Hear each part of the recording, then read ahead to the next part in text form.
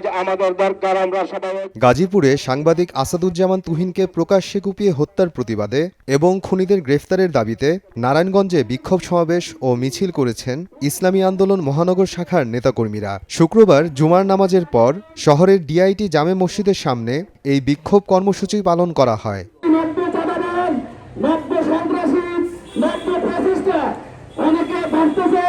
আমরা ক্ষমতায় চলে গিয়েছি, আমরা প্রশাসনকে একটা সতর্কবাণী জানাতে চাই।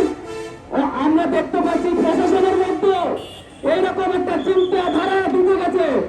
আপনি উস্কা দিচ্ছেন, সন্দেহগত উস্কা দিচ্ছেন, চাঁদাবাজিগত উস্কা দিচ্ছেন। আপনার যা যা তাই করবেন, আমরা কিছু বলতে পারবো না। বলতে গেলে আপনি হত্যা করবেন, চাঁদাবাজির মামলা দিবেন, খুন গুম করবেন, আমরা তার বরদাস্ত করবো না। সমাবেশ শেষে বিক্ষোভ মিছিল বের হয়ে নগরীর বিভিন্ন সড়ক প্রদক্ষিণ করে। পরে নারায়ণগঞ্জ প্রেস ক্লাব চত্বরে সবাই জমায়েত হয়ে তুহিনের আত্মার মাগফিরাত কামনায় দোয়ায় শামিল হন। পেশাদারিত্ব যে দায়িত্ব পালন করতে গিয়ে। সময় সংবাদ, নারায়ণগঞ্জ।